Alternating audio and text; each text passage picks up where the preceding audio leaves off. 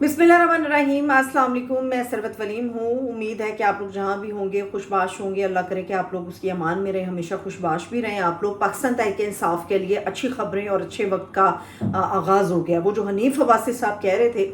कि पीछे की रात काली रात है और बड़ी लंबी रात है जो अभी ख़त्म होने वाली नहीं है, लेकिन आज दिन भर में जो डेवलपमेंट्स हुई हैं उसके बाद हम कह सकते हैं कि पाकिस्तान तहरीक इंसाफ की जो काली रात थी वो काले बादल छट गए, अंधेरा ख़त्म होने वाला है और उजाला होने के करीब है। पाकिस्तान तहरीक इंसाफ को जो बहुत बड़ी डेवलपमेंट है वो आज बाकायदा तौर पे जलसे की इजाज़त मिल गई है। एनओसी जारी हो गया। उससे पहले जो स्टेटमेंट थी पीटीआई की, जो पोजीशन थी, वो मैं आप लोगों के साथ शेयर करूंगी। और हुकूमत की जो लंका है वो ढह गई है।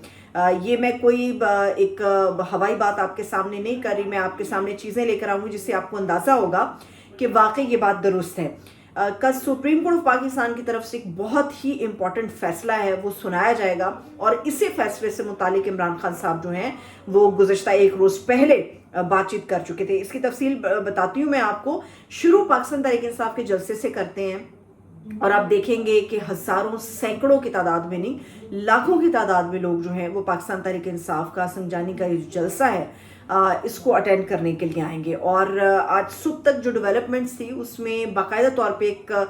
धमकी आमेज रवैया था पीटीआई का और किसी हद तक वो जायज़ भी थे अपने मामलात में, क्योंकि इंतज़ामिया पहले उनको याद दहानी कराती रही कि आपको हम करा देंगे, तसल्ली भी देती रही। फिर अचानक उन्होंने कहा कि जलसे की इजाज़त नहीं मिल सकती। और आज अली अमीन गंडापुर साहब ने कहा था कि एनओसी मैं अपनी ज़ात में खुद ही हूँ, हमें एनओसी भी नहीं चाहिए, जलसा होगा और हर सूरत होगा। तो इस वक्त इस्लामाबाद इंतज़ामिया ने इस जलसे की इजाज़त पाकिस्तान तहरीक इंसाफ को दे दी है, मगर ये एनओसी सिर्फ खाली नहीं दिया गया। 40 से ज़्यादा शराइतें जो सामने रखी गई हैं जिसमें कहा गया है कि अवाम जो है वो कोई रुकावट खड़ी नहीं करेगी, जलसे के लिए लोग आएंगे मगर किसी किस्म का कोई धरना नहीं होगा और असलहे के ऊपर पाबंदी होगी। सिक्योरिटी की जो जिम्मेदारी है वो हैरान कुन तौर पर इंतज़ामिया ने खुद अपने सर ली है और ये भी कहा गया है कि नारेबाजी नहीं की जाएगी। मुझे समझ आता है कि जलसे में अगर नारे नहीं होंगे तो फिर क्या होगा।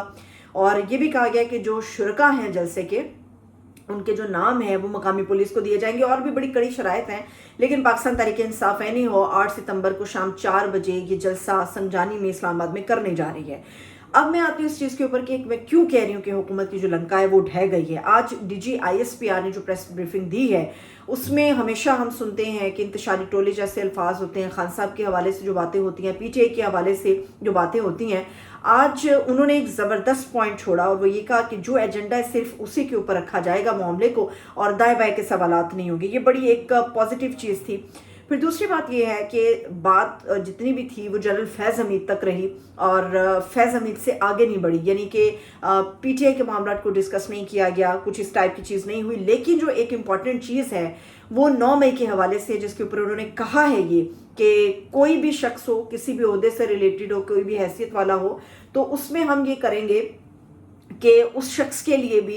कानून उसी तरह से हरकत में आएगा जिस तरह से जनरल फैज़ हमीद के लिए आ रहा है। और जो आज पूरा एजेंडा था उसमें कहीं ऐसा नहीं नज़र आया कि पीटीआई को रगेदने के हवाले से कोई चीज़ नज़र आ रही हो। और यही वो चीज़ है जिसकी वजह से मैं कह रही हूँ हुकूमत की लंका ढह जाएगी।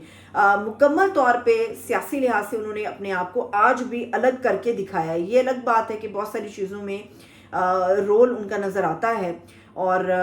जो 8 फरवरी का इंतखाब हुआ उसमें भी बड़ी हद तक उनका रोल नज़र आया, जिससे उनको ख़ुद को अलहदा करना होगा। बिल्कुल इसी तरह जैसे इमरान खान से अगर ये डिमांड है कि 9 मई के ऊपर वो माफ़ी मांगे और अपनी इन्वॉल्वमेंट को शो करें कि वो इन्वॉल्व थे, उनके ईमा के ऊपर हुआ, इसी तरह से जो 8 फरवरी का इंतखाब हुआ है उससे भी फ़ौज को अपने आप को अलग करना पड़ेगा और बाकायदा सबूतों के साथ आवाम को कायल करना पड़ेगा। लेकिन आज की जो प्रेस ब्रीफिंग थी इसने एतमाद बहाल किया अवाम के अंदर और एक पॉजिटिव थिंकिंग डेवलप हुई है कि पाकिस्तान की जो माशी सूरत हाल है उसको बेहतर करने के लिए हर इदारा अब अपना रोल प्ले कर रहा है।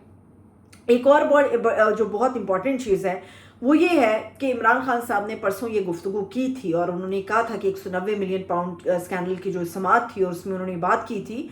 कि किस तरह से ये फैसला हो रहा है किसी सतह पे कि सुप्रीम कोर्ट ऑफ पाकिस्तान के अंदर जो इस वक्त चीफ जस्टिस काजी फाइज ईसा साहब हैं वो मौजूदा हुकूमत को फ़ायदा पहुंचाने के लिए उनके खिलाफ इंतकामी कार्रवाई करें। और उनमें उन्होंने कहा था कि जो नैब तरमीम के हवाले से एक फ़ैसला महफूज किया गया है जून के महीने से, اس کو سنانے سے اس لیے ریلکٹنٹ ہے سپریم کورٹ آف پاکستان کہ انتظار کیا جا رہا ہے کہ عمران خان صاحب کو 190 ملین پاؤنڈ اسکینڈل جو ہے اس کے اندر سزا سنا دی جائے، اور اس سزا کو سنائے جانے کے بعد عمران خان صاحب کو جو ہے وہ یہ فیصلہ سپریم کورٹ سنائے گی۔ لیکن آج بڑی ڈیولپمنٹ یہی ہوئی ہے کہ جمعے کا روز مختص کیا گیا، جس میں پی ٹی آئی کے لیے حوالے سے خاص طور پہ فیصلہ ہوگا، خان صاحب کے حوالے سے خاص طور پہ فیصلہ ہوگا، اور یہ فیصلہ کیا آتا ہے ممکنہ طور پہ یہی نظر آ رہا ہے کہ اس میں چیزیں عمران خان صاحب کے نہیں تو پوری پاکستان تحریک انصاف کے حق میں جائیں گی، اور باقاعدہ طور پہ آج یہ اناؤنسمنٹ ہوئی ہے۔ بہت بڑی بڑی ڈیولپمنٹس ہیں جو ہوئی ہیں، اور عمران خان صاحب نے آج ایک اور بھی چیز کو واضح کیا ہے جس کو سامنے رکھنا بڑا ضروری ہے، جانچنا بڑا ضروری ہے، وہ یہ کہ عمران خان صاحب کے اوپر ڈیل کے، عمران خان صاحب کے اوپر NRO کے الزامات بے تحاشا لگ رہے ہیں۔ آج بھی عمران خان صاحب جو ہیں وہ بھرپور تھے اپنے عزم کے ساتھ اور اپنے ولولے کے ساتھ، اور انہوں نے اس چیز کو کلیئر کیا ہے کہ سمجھوتا نہیں کیا جائے گا، کسی بھی سطح پہ سمجھوتا نہیں کیا جائے گا، کیونکہ خان صاحب کے بارے میں یہ آ رہا تھا کہ شاید اب وہ NRO مانگ رہے ہیں، شاید وہ جو مذاکرات کی بات بار بار کرتے ہیں تو وہ NRO ہی مانگ رہے ہیں، لیکن آج انہوں نے کہا ہے کہ وہ قید اور اپنی جیل کی جو موت کی چکی ہے اس میں جان دے دیں گے، مگر وہ سمجھوتا نہیں کریں گے۔ اور یہ بھی انہوں نے کلیئر کیا ہے کہ جو کچھ بھی میں کر رہا ہوں وہ قوم کی خاطر کر رہا ہوں، قوم کی خاطر میں جیل میں بیٹھا ہوا ہوں، اور جیل میں مرنا قبول ہے، مگر میں یزیدیت قبول نہیں کروں گا۔ اب دیکھنا یہ ہے کہ ایک طرف تو عمران خان صاحب کے لیے سختی پہلے سے کہیں زیادہ ہے، جس میں وہ رپورٹرز جو نیوٹرل اپنا پلیٹ فارم کے اوپر اپنی رپورٹنگ کرتے ہیں، ایک تو ان کے اوپر قدغنیں ہیں، اس کے علاوہ وہ لوگ جو عمران خان صاحب کے وکلاء میں ہیں، فوکل پرسنز میں آتے ہیں، ان کے اوپر بھی قدغنیں ہیں، لیکن فیصلہ ہو رہا ہے کسی نہ کسی سطح پر، اور عمران خان صاحب جو ہیں وہ اپنے معاملے کے اندر ہمیں کھڑے نظر آتے ہیں فرنٹ فٹ کے اوپر۔ آج جو ساری ڈیولپمنٹس ہیں وہ عمران خان صاحب کے حق میں تھی، وہ پاکستان تحریک انصاف کے حق میں تھی، اور اب دیکھنا یہ ہے کہ اس کے اندر اور کیا ہوتا ہے۔ لیکن جن شرائط کے اوپر پاکستان تحریک انصاف کو جلسے کی اجازت دی گئی ہے، میرا خیال ہے کہ اب پی ٹی آئی کو خود کو ثابت کرنا ہوگا کہ وہ ایک پرامن جماعت ہے اور پرامن طریقے سے اپنا جلسہ منعقد کرنا چاہتے ہیں، کیونکہ اس کے اندر ذرا سی بھی کوئی اونچ نیچ ہوتی ہے تو ایسی صورت میں پاکستان تحریک انصاف کے لیے پرابلمز کریٹ ہوں گے۔ لیکن اس کے اندر جو ایک شرط ہے کہ مقامی پولیس کو شرکاء کے نام دینا ہوں گے، اس میں اس بات کی گارنٹی کون دے گا کہ گرفتاریاں عمل میں نہیں آئیں گی یا ریکی کر کے ان کو اریسٹ نہیں کیا جائے گا، کیونکہ عمومی طور پہ ایسا ہوتا ہے بہت سارے جو پی ٹی آئی کے لوگ ہیں جن کی گرفتاریاں مقصود ہیں مگر نہیں ہو پا رہی، تو پی ٹی آئی کے اوپر ذمہ داری ہے، علی امین گنڈا پور صاحب کے اوپر ذمہ داری ہے، بیرسٹر گوہر صاحب کے اوپر، اور پوری پی ٹی آئی کی لیڈرشپ کے اوپر ذمہ داری ہے کہ وہ کتنی ذمہ داری سے پرامن طریقے سے یہ جلسہ منعقد کرتے ہیں، اور شرکاء کو بھی پرامن رہنے کی کس حد تک تلقین کر کے اس کے اوپر عمل درآمد بھی کرواتے ہیں۔ ہوپ فار دا بیسٹ، لیکن میں یہی کہوں گی کہ پاکستان تحریک انصاف کے اچھے دن شروع ہو چکے ہیں۔ مجھے اجازت دیجیے، اپنا خیال رکھیے، خدا حافظ۔